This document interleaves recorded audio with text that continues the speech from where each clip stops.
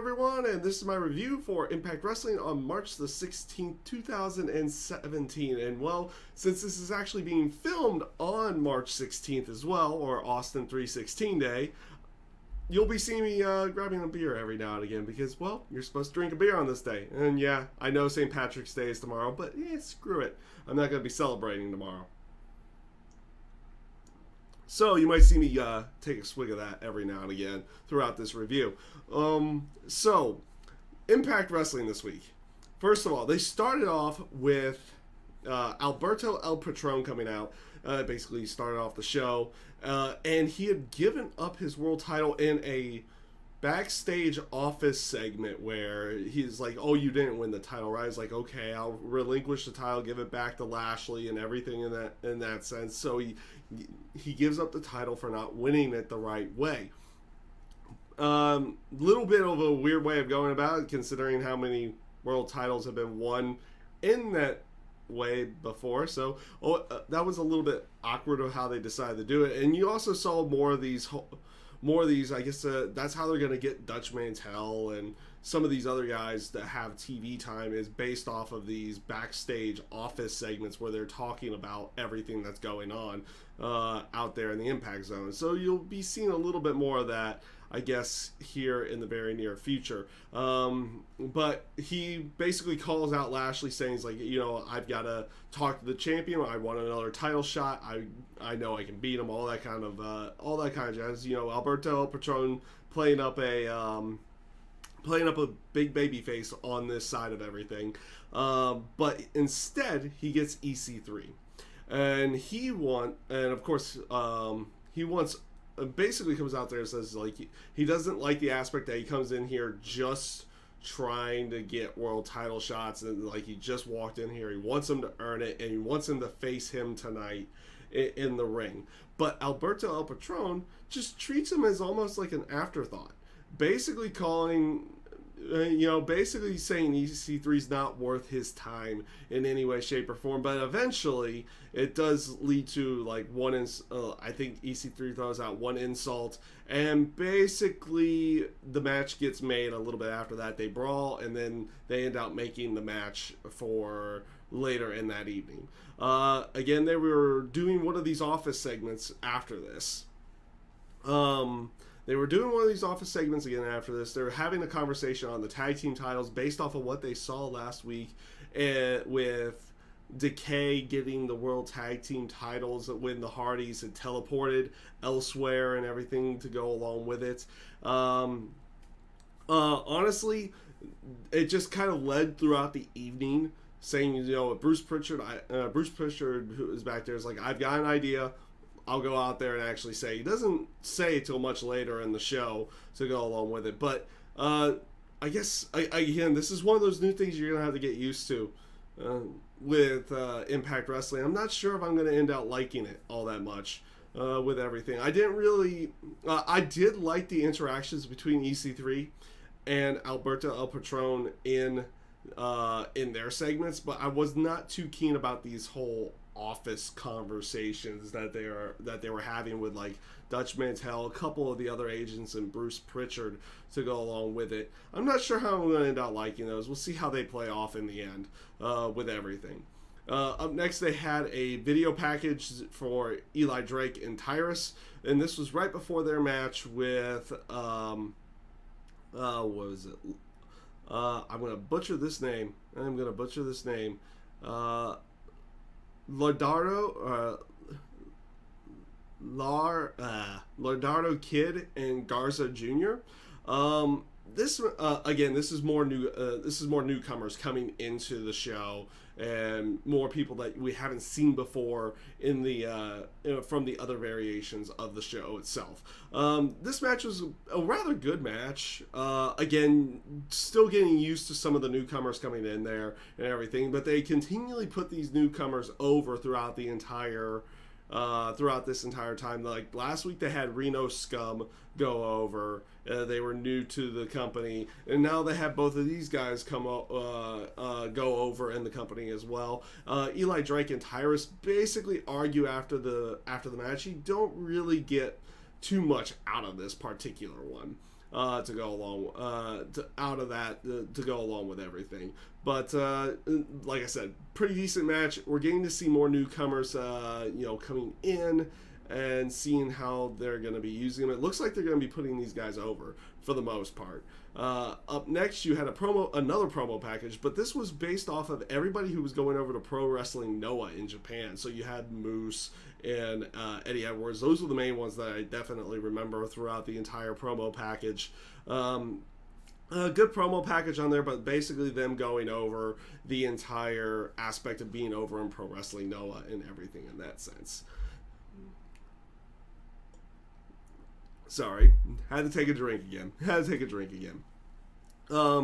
Up next, you had what was going to be Casey Quinn going up against Brandy Rhodes, but Cody comes out and basically he's saying he's not going to allow Impact Wrestling to just run roughshod and use the Rhodes name however they want to use the Rhodes name or anything in that sense. It's basically trying to say they'll use that name when I say they can use that name and everything to go along with it, even though he can't actually have the name behind Cody anymore, so it's just Cody.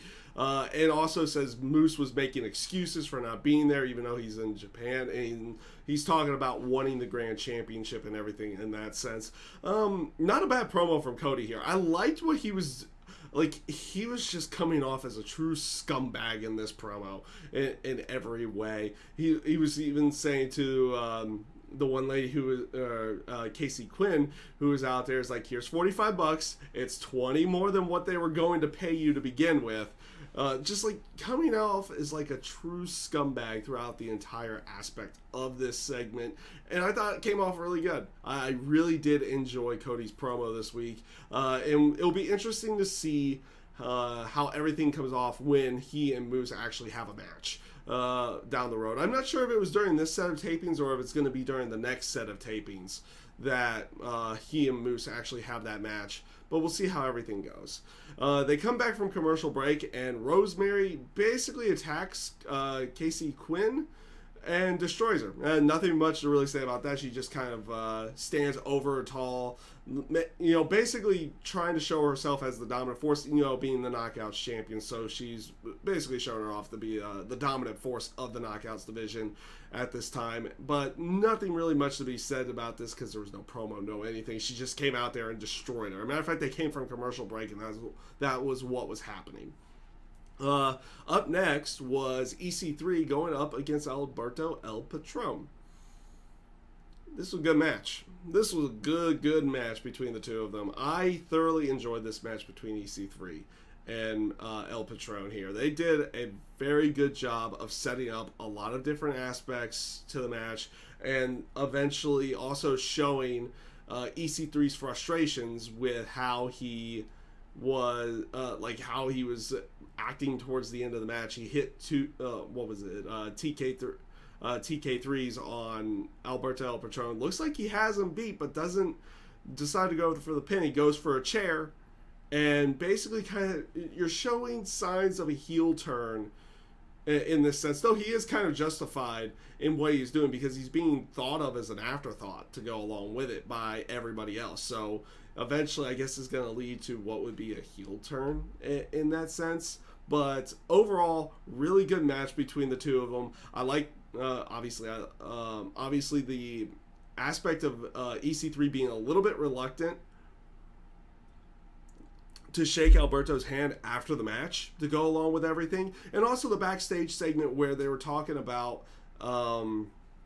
EC3 was kind of, venting more frustration, and Bruce Pritchard was trying to calm him down, and you hear him go off and say it was all the referee's fault.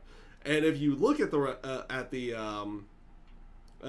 how the referee's positioned, that's how they're going to play it off, is that the referee was in his way and he couldn't get to the bottom rope because the referee was in his way, and he had to tap out in the end to the cross arm breaker. So again, leading into what they were going to go with everything, they're going to say it's kind of a heel turn, but also EC3's kind of justified in what he's going for in that sense to go along with everything, venting his frustrations.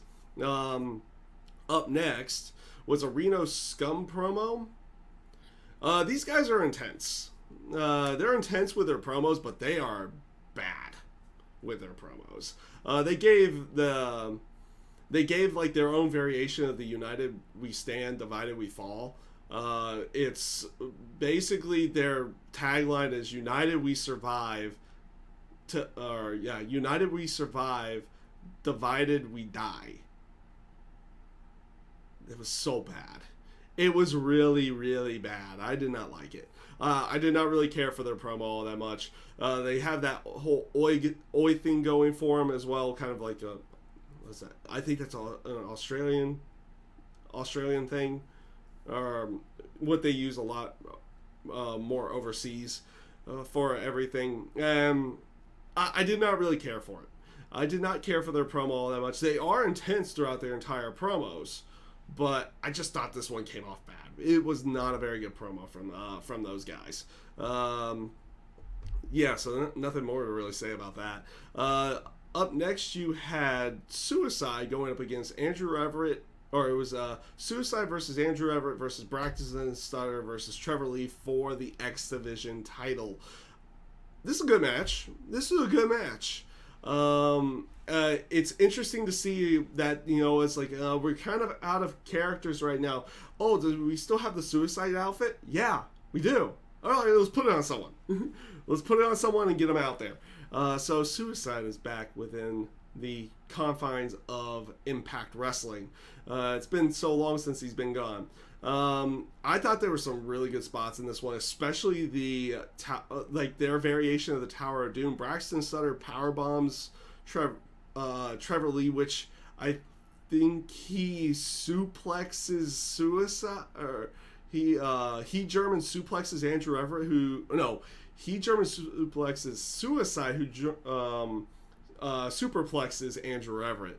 It was a good Tower of Doom spot, a nice new way of going about it as well, and it was just it was a really good spot inside there. The ending of the match saw Laurel Van Ness back out there, still in the whole aspect of crazy mode inside of her wedding dress and everything.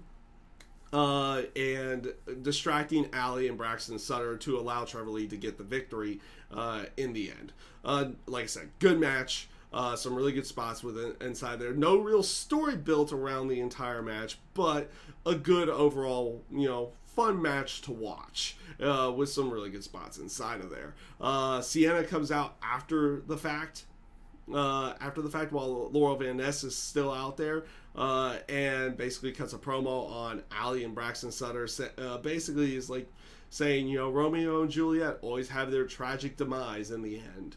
So basically they're going to continue on with Sienna and Allie in some way, shape, or form, because Maria and Michael Bennett are gone at this point in time. It will be interesting to see who they get in there to work with Braxton Sutter to go along with it, along with the whole Sienna and Allie thing, Allie area to go along with everything. So up next, Bruce Pritchard comes out. This is how they end the show too. Bruce Pritchard comes out and basically, in short order, says that the titles are vacant at this time and that there was going to be a four-team tag title tournament to determine new champions. And they said that would happen in the next 2 weeks. Decay comes out and basically says they should be given the titles because they rescued them from the Hardys and everything in that sense, from being being out of the company or something in that sense. This does bring out Reno Scum, who cut a quick promo on everything as well. So it looks like they're going to be inside that tournament. You had Kid and Garza Jr. come out as well. They cut themselves a nice quick promo. All three of these teams start brawling. And eventually Decay stands tall over these two teams. And then all of a sudden you hear the familiar, if you're a Impact Wrestling or TNA Impact Wrestling fan from way back when, you heard the familiar music of LAX, and LAX made their return. You saw Homicide, Conan, and a couple of other guys, and one new female to go along with it. It's a little bit different from from beforehand because Hernandez is not part of this in any way, shape, or form. But it's a little bit of old and a little bit of new when it comes to LAX, and that should be an interesting way of going with everything. And they end out basically laying out all three members of Decay with various different finishers and everything. And you saw the Vertebreaker come back into play. With Homicide and everything with that in that sense. I thought this ending segment came off rather well. Like I said, I did not like Reno Scum's promo earlier in the evening, but their quick promo here was not as bad. It was a little bit better and everything. Same with Kid and Garza Jr.'s. As well, LAX basically comes out and just runs roughshod over Decay, laying them out. Good way of ending the show, or at least in the terms of setting up for their tag title tournament down the road here, and we'll see how everything plays off on that one. So overall, this Impact Wrestling, not a bad one. I thought there were some really good matches in there. I was not the biggest fan of. Hold on. I was not the biggest fan of how they decided to take the world title off of Alberto El Patron. In that sense, it's like, why even bother putting it on him if you're just going to have him relinquish the title in a non-televised segment? Whatever. I guess whatever on that one. But I did like his interactions with EC3 tonight. And I liked the match with EC3 and Alberto El Patron. The four-way X Division title match was a good match as well. And they're kind of building up storylines through other areas along with everything. And I thought the tag segment at the end came off rather well to go along with everything. So, with that being said, everyone, that is my review for Impact Wrestling this week. That was also on Austin 316 Day. I thank you guys for watching. I hope you have a great rest of your day.